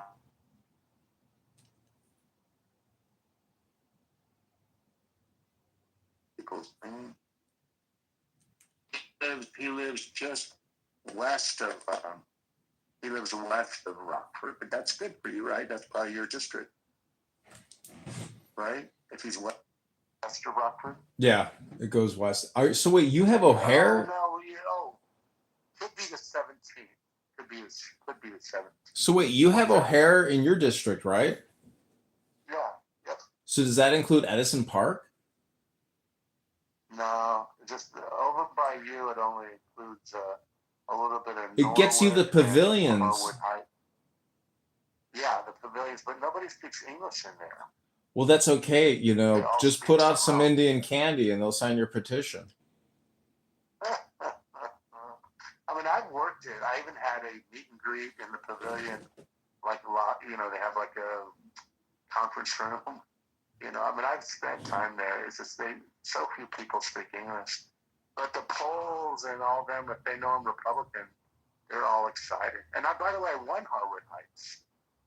You know, last time. I mean, it's a good spot. But tonight I'm going to Kane County and DuPage County. Kane, yeah. Like different meetings. Well, do you think Roger Krishnamurti is going to make it to the Senate? I hope not, but I think he's leading in the polls. Oh wait, Jason, that's his name, Jason. I want to get this guy for you. I'm telling you, you'll be impressed with this guy's intellect. He's very smart. Hoyt, that's it, Jason Hoyt. Just copy and paste the Clubhouse room link and text it to him, and we're going to find out just how smart he is, Mark. No, he's not going to do that. Then he's not so smart. He's going to waste our time. That's why I say, if you can't come on Clubhouse and have a conversation, then the truth is you're going to waste our time. You don't know Clubhouse else is. Well, it doesn't matter. You copy and paste the link. It says right there, download the app and say, hey, I'm having a conference call. Join us. That's it. And it qualifies them. If they're not going to do that, they're just fucking scraping bubble gum off your shoe. I'm giving you his name. I'm telling you, he's the kind of guy that you get to do all the signatures you need if you got him on your side. Mark, I'm paying $1.50 a signature. It's not going to be worth this guy's time. And we're getting the signatures at $1.50 supposedly. It's not a money thing. This guy has money. He'll give you money if he likes you. Oh, I His see. name's Jason Hoyt. He has a podcast. I've been on it before. I think he's written a book or two. He's all involved in your area. He lives in your area. Oh, well, then I would love to talk to him, but, you know. And he thinks the GOP's a joke, or he knows the GOP's a joke. You mean Aaron Del Mar's not a good leader? He knows. This guy's like one of us. He knows. And so he maybe he doesn't even know you or know that you're running. But by the way, I can tell you, where does he live? Does that have his address? Jason Hoyt. That's what I'm saying. Just text him the Clubhouse link if you got his telephone number. No, I just sent it to you. Here, it's called Liberty Restoration Publishing. I'm telling you, you'll really like this guy. He's very smart. Jason Hoyt. Total Republican. But wait, I was going to tell you the. Let's just call him. Let's just call him. Okay, call him right now.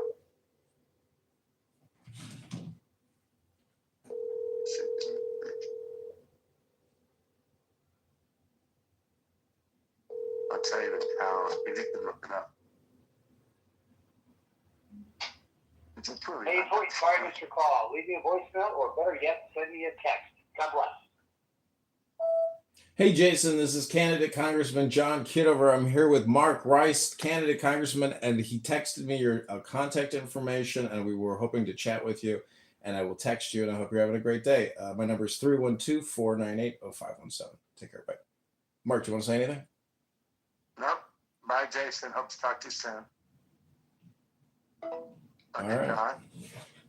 And I think he's from Winnebago, which is just west of Rockford, just like 10, 20 miles. So that's pretty close, right? Yeah, the young lady who's helping me get signatures, who's gotten us over 300 signatures, she just texted me and said, what are you going to do for Winnebago County? Oh, good. But he's from, I guess he's from Winnebago County, but he's from the town of Winnebago. Yeah. It's kind of like a suburb of Rockford, nicer suburb. Well, but it's west. I just don't know how your district works. Yeah, but, it's north to south and up northwest. It's it's a big district. LaHood, he's got 4 offices. 4 offices in the district. It's crazy. Yeah. And I'm going to look it up. You have this map that shows your district on Google so you can see if the people live in it? Yeah, I've got the names of all the towns, the numbers. I've got a lot of demographic data on the district. So I've got a Google map, and you just put in their address, and then it shows you. Oh, no, see, you have a weird-looking thing. Are you the green? Like, do you go to Harvard? Yeah, Harvard, Illinois? I can text you. Actually, if you go to johnforcongress.com, you can actually see every Oh, town. and I got it. No, I got it. You're right. You're the 16th? Yeah, 16th district. Right? 16, yeah. Okay, so you can go much closer, just west of Hebron, Harvard, Lawrence. That's really not that far. There's a lot of towns. It's crazy. There's, the thing is, Rockford is where it's going to be at, just based on the numbers. I can get the signatures out of Rockford. Yeah, it's the best place to go. There. So here's the problem. Winnebago's in the 17th. But it's very close to yours, like it's 5 miles. Oh, I see. Do you see that? I'm looking at the map. It's so weird the way that works. But here, let me send this to you also. If you've never seen this map, this has helped me out immensely. Send it.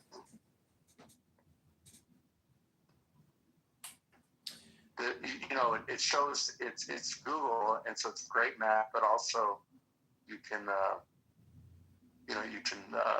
put in their address, and it'll show you right where they are and which district they're in. Nobody ever knows. For me, I'd say 95% of people don't know they live in. Or at least in my district, they have no idea, no clue. Kitover, here you are. Okay, yeah, you'll like this if you don't have this. This is good. So when you're getting sick, you can show people which district they live in if they care. No, I care. I'm correcting the young lady who's getting me questions who is getting me petitions right now because I didn't look close enough, at Winnebago where it was, and people can ask you questions about counties. I'm looking at the district, and it's like, you know what? Don't ask me about this county, and if it's in the district or not. I mean, I can show you on my website, johnforcongress.com. So it's like I had this really beautiful lawyer in my presence one time, and she said, "I feel like the problem is people ask questions."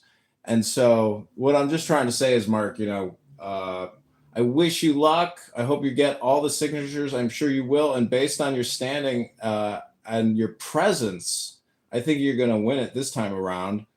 And so I got 1,500 already. I mean, I'm not doing that.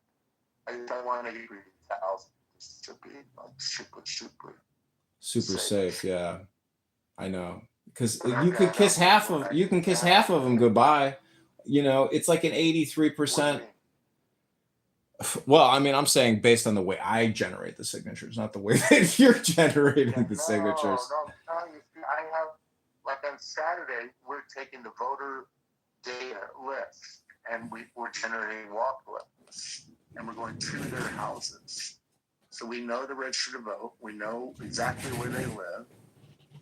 And they're there, they're there, and they sign. It's golden.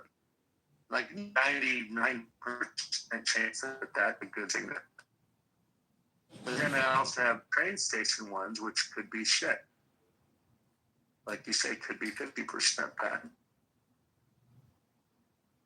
I probably have illegal aliens that have signed mine. Who knows? What a weird shaped district you have. That is crazy. I'm looking.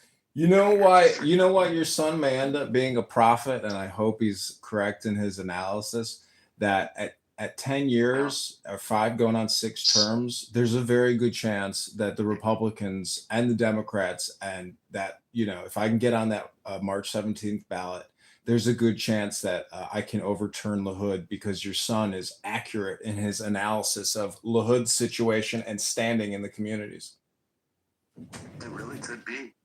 That the only people that bother to even vote are people that hate him, and they'll vote for you. Exactly. In fact, that Democrat in Bloomington told me she changed sides just so she could get rid of somebody she doesn't like on the opposing party. I couldn't believe it. I was like, that's very Machiavellian or chameleon, but I respect it. And people are strategic with their vote.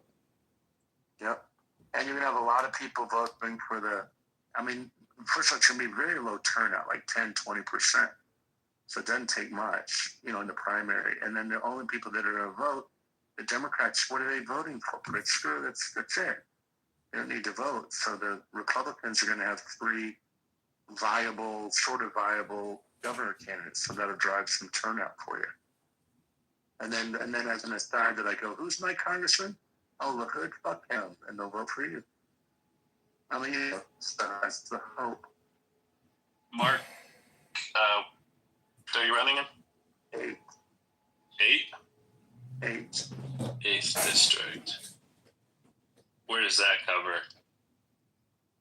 It's like O'Hare west, the suburbs. Okay.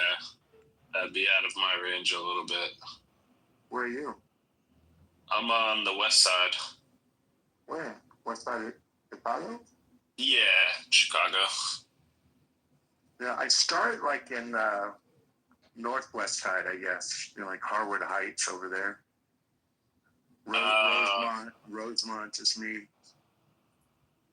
Okay, yeah, I'm closer to like West Town.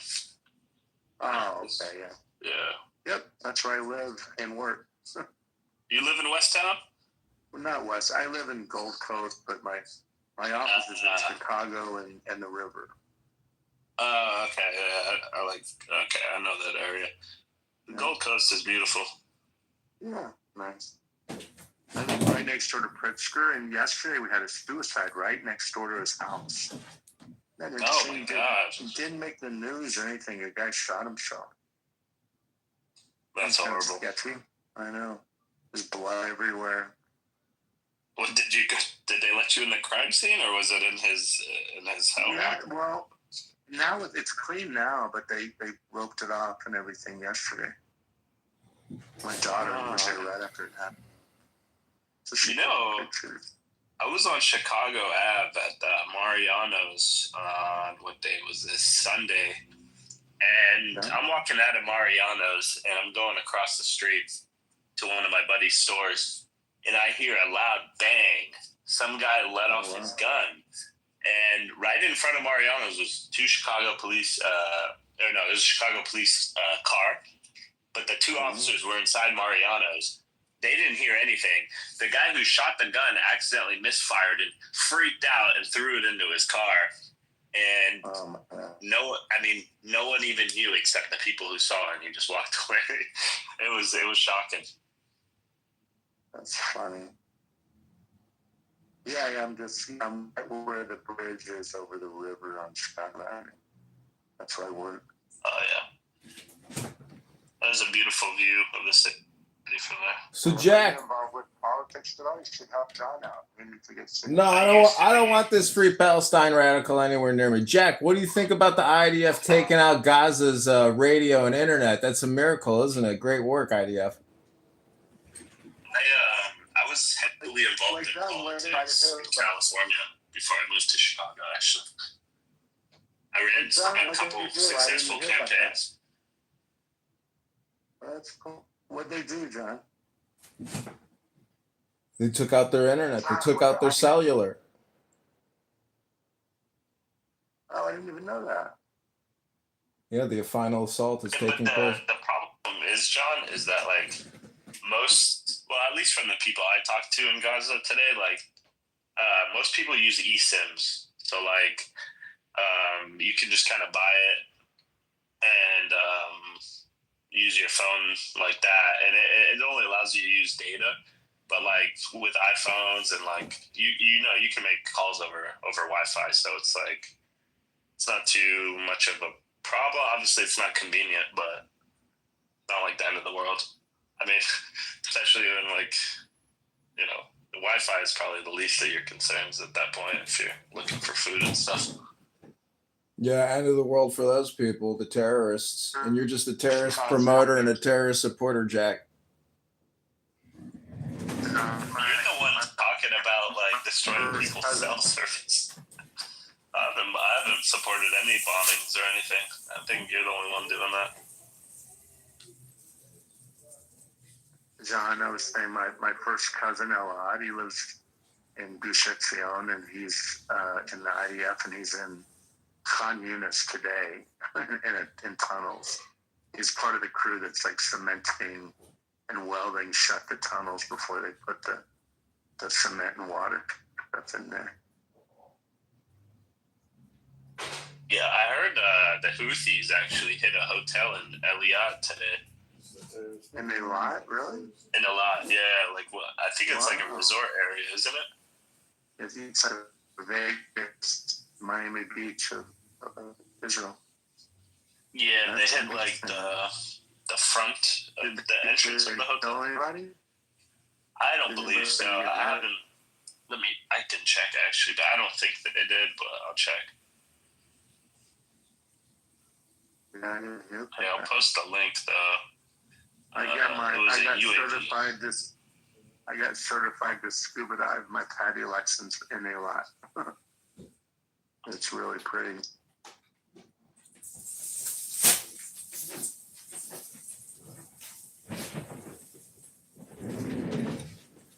Yeah, Mark, don't waste your time talking to Jack. He's a terrorist promoter, a terrorist supporter, and Jack, you know what? This war is going to come to an end, and Hamas is going to be completely wiped out, destroyed. And, your political position of supporting terrorism is not going to be celebrated. I hate to break the bad news to you. I don't even support Hamas, bro. But okay, that's cool.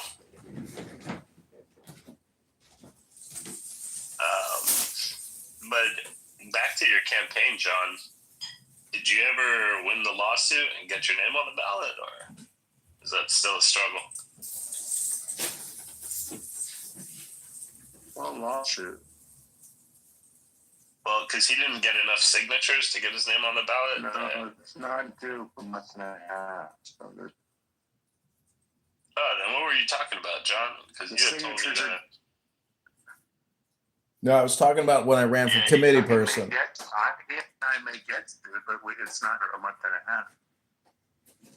Yeah, we've got about 45 more days to get the 6. We're still in the running here, Jack. I don't take your negative, low IQ frequency vibration that is past where your penis used to be and your now puffy little vagina is, and take your stupid terrorist supporting ass. Go ahead, ask candidate John any other questions you want, Jack. I'm going to shoot you down every time, though. I hope you know this is your roast, not mine. All right, I'm cool with that. You're the one who was like complaining about the fact that like one of the other candidates was trying to take you to court because you didn't get enough signatures, and I was telling you I knew a lot of people in your district that I can get signatures for you. But all right, I can be the terrorist too, I guess.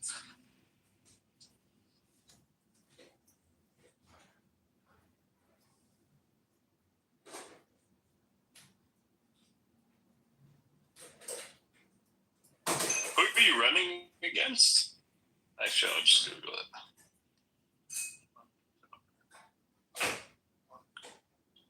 Hey, John, I have 10 opponents running against me on the Democrat side. And then on the Republican side, I have 2. And one of them, we need to do some Oppo research on and figure out how to get rid of her. In fact, I'll definitely challenge her petition. Aaron LaHood is your opponent, John. He knows. So, he's a Republican, Peoria. He's been there like 10 years. Yeah, he seems like he's the OG.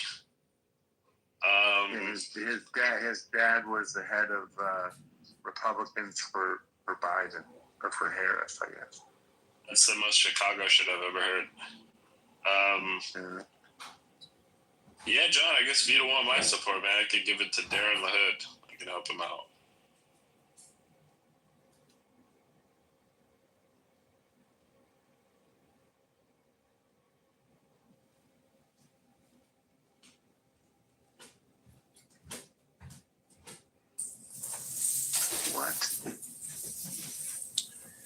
Jack, what's interesting, Mark, what's interesting is that politics is a lot like the real estate business. I just got to say that if they're texting you on why they can't afford to pay the rent or why they can't do it, or prior to leasing and they want to tell you their life story and how this was their destiny, I got to tell you, all the words in the world, all the spam you ever heard, ain't as good as a good signature on a petition. So, Jack, take your terrorist promoting, supporting ass and go lick your fucking heels. Go clean your fucking shoes with your tongue, you terrorist supporting piece of shit. You're triggered.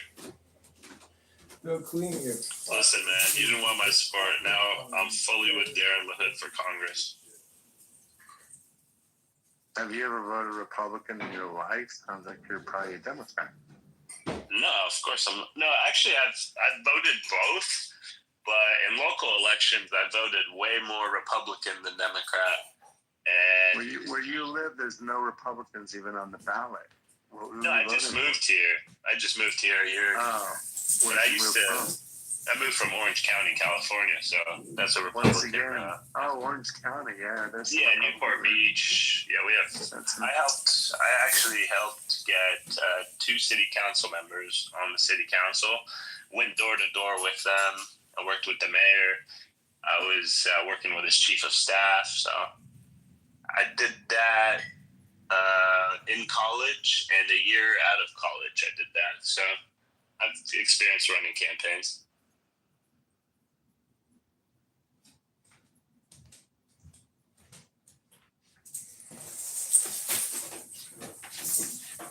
So what you're saying is, you know how to promote terrorism, promote chaos, promote anarchy, promote political subversion. You're nothing but a little traitor, Jack.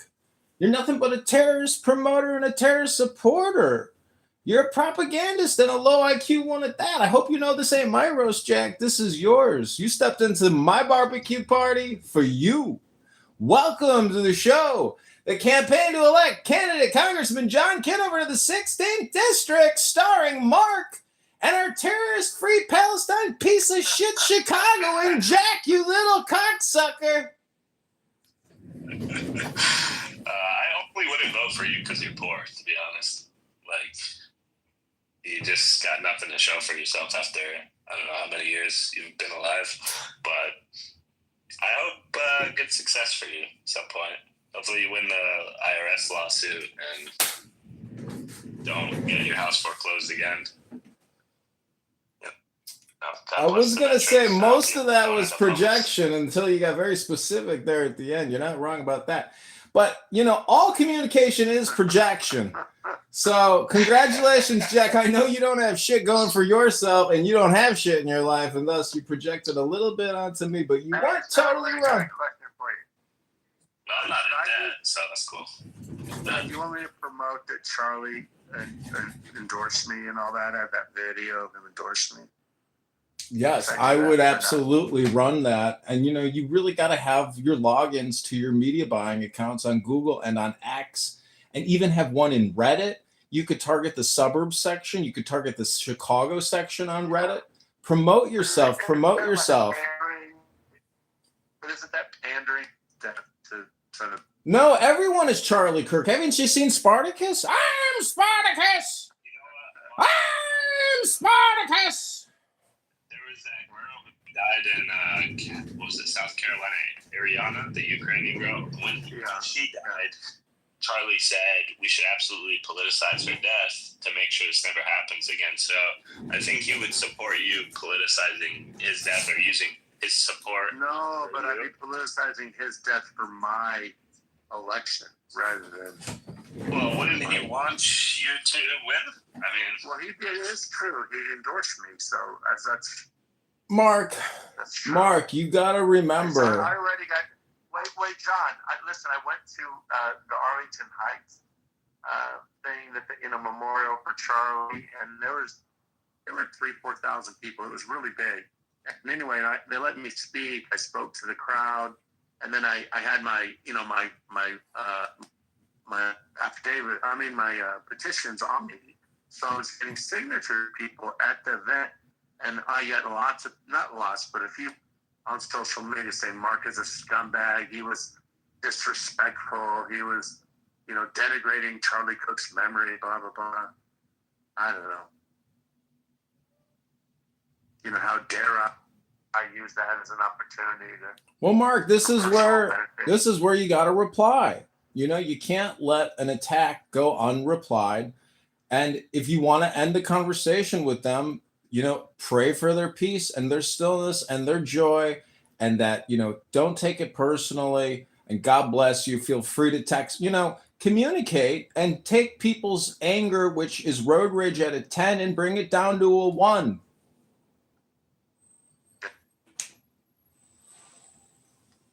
Yeah, that's what I'm trying to do. I'm finding, because my race is more, it's in play, let's say, and people are paying attention, I get criticized no matter what I do, Well, there's a saying, you're damned if you do, you're damned if you don't. You're criticized if you speak. You're criticized if you remain silent. You're criticized if you have, you're always, it's art. And everyone's a critic. And part of the art of politics is being able to transform the critic's opinions in your reply. You've got to reply with positivity. Yeah.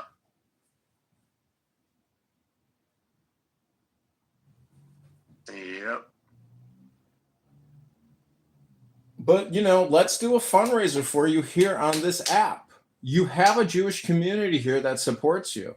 And you have people on this app like Jack down here who want to attack you. So you got the perfect pot stick here to stir that pot for your campaign. I will host. I will help. but you have to show up. You could do it every morning at 8 a.m. for you. You could do it. This is a great play. Look how many followers you have, Mark. Yeah, but it's not a good use of my time. Not one of those people live in my district. Well, the point So that Mark, it's your programming. Nobody donate. Mark, it's your morning programming for yourself. It's your public speaking practice opportunity at 8 a.m. for you. No, I'm practiced out, man. I go to 4 or 5 events every day. I'm speaking on the phone, on Zoom, in person. I don't need a bunch of wahoos on Clubhouse to practice in front. Well, what I'm saying is if you want to come here for the dopamine or for the connections, I mean, you're still going to flick this app open at certain times.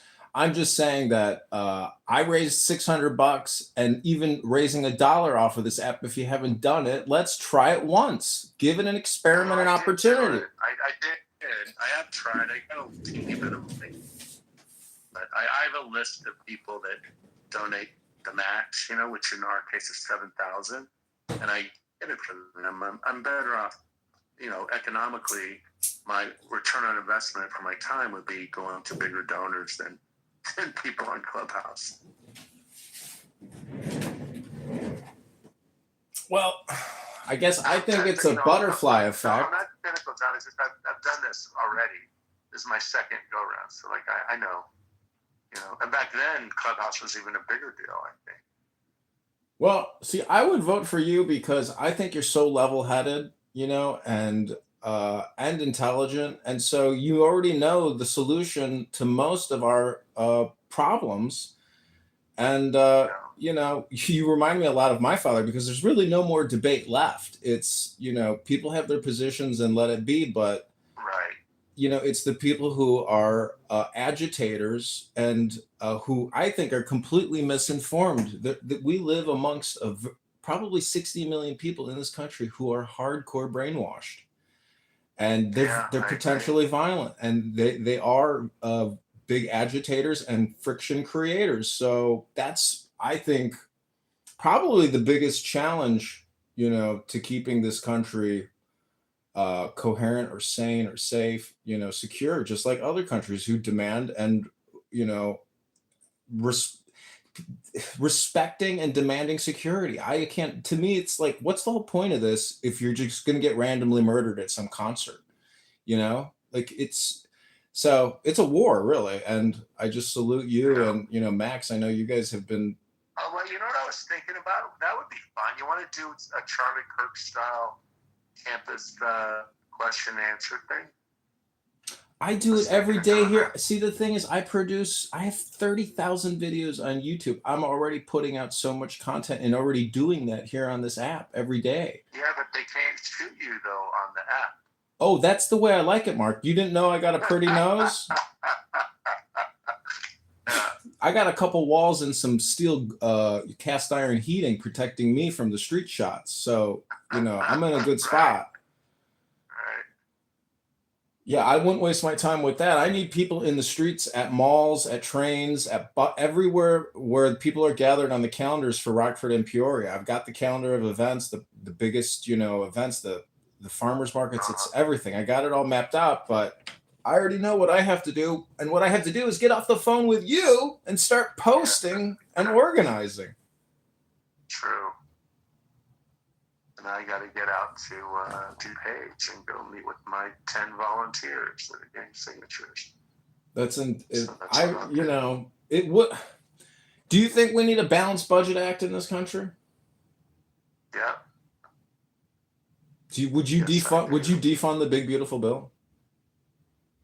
I wouldn't have voted for it myself. I mean, is it fair that we pay the taxes for Apple, for Google, for Microsoft, and just give us that as taxes in the future and debt now? I mean, what are they thinking giving all these tax credits? $500 billion a year. It's kick the can down the road so they don't have to worry about it.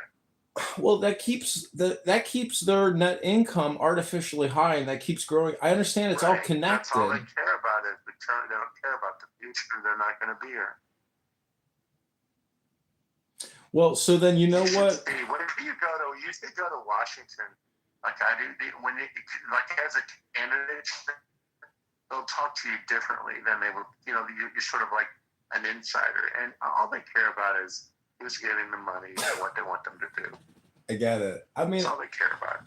The whole thing is, though, it's so corrupt. It's ridiculous. It is. It's insane. And anyways, I mean, it's a war, though. That's life's journey. If you can get there, look at Thomas Massey. You may not be a supporter because, you know, you. No, the people. I don't like her on Israel, but it's being Tom Massey maybe the only two reps that I have any respect for. I agree. Yeah. So. They're not beholden to their donors. Yeah, I agree. And they see, the thing is, they're going to keep winning because they're authentic, transparent, and they know their community, and their community respects him, and he respects them. He gives them his best effort, and the truth is, this is the situation we're in. I'm just saying that,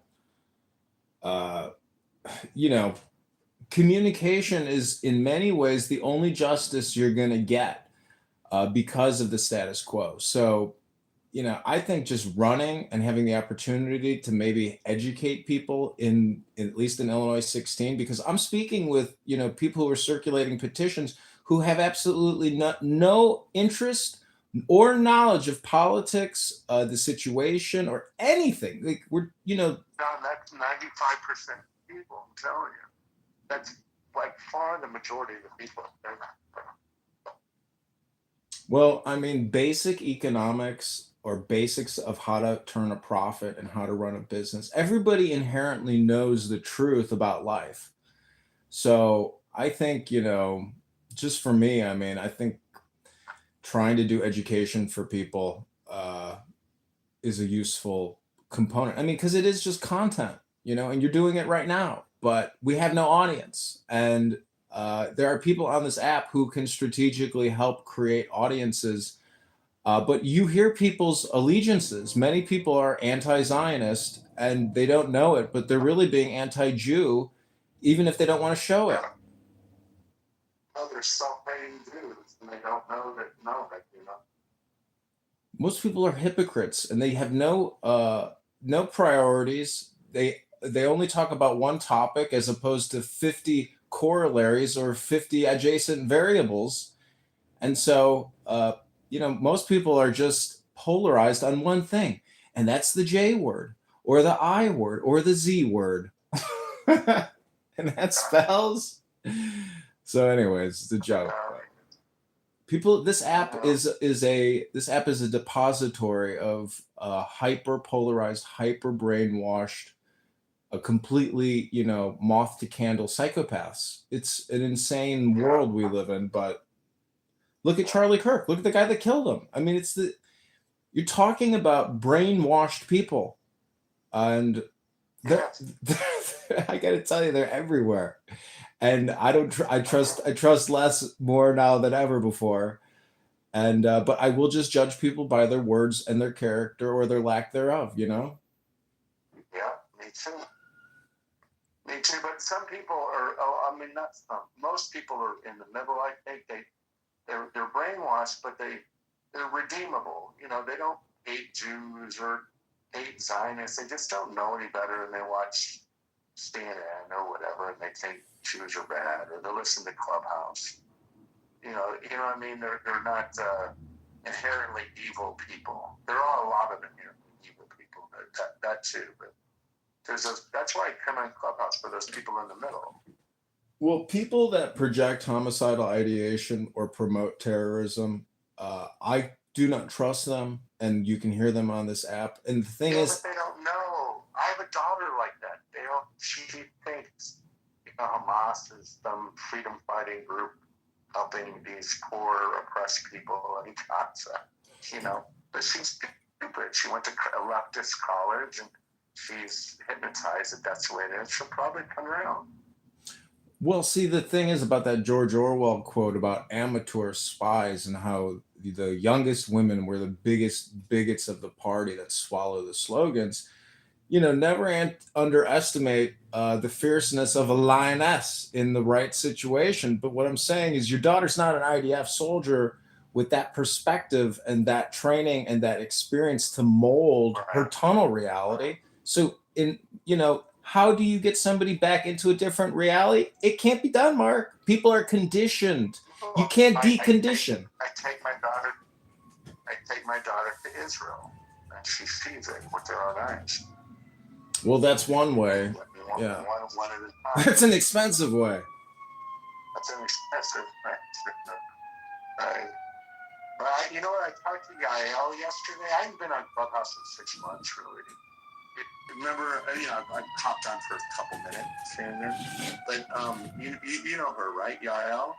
That girl? Yeah. Do you know her? Yeah, I know her very well. You don't? John? Yes, I know her very well. I'm glad to hear. Okay, so she used to be an Arab lover, Palestinian proponent at one point, and now she's totally on our side. She has a very big X account. Have you ever seen her X account? Yeah, I did see that before, actually. Yeah. It's pretty intense. I was very surprised. She tweeted a couple of my posts one time. I mean, it's been a year or more. But yeah, she's leading the fight against the mind virus. Against the what?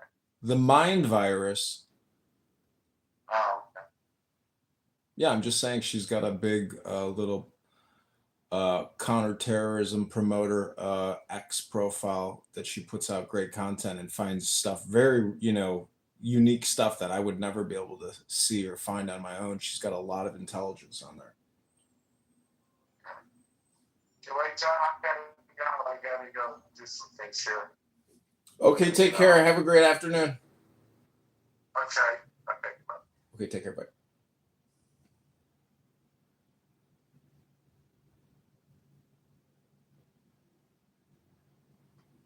A bunch of snake dicking assholes. I'm me. Like, get the fuck off my dick. How many times I say justice in that room? I'll definitely stay pushed in terms of the story and seeing how it develops. And I hope it's not connected to anything political. I really hope it's not. Yeah, you got. But it's sad in either case. Whatever the motivation, it's not right. It's not fair. For someone to be, of any background, to be a victim of homicide.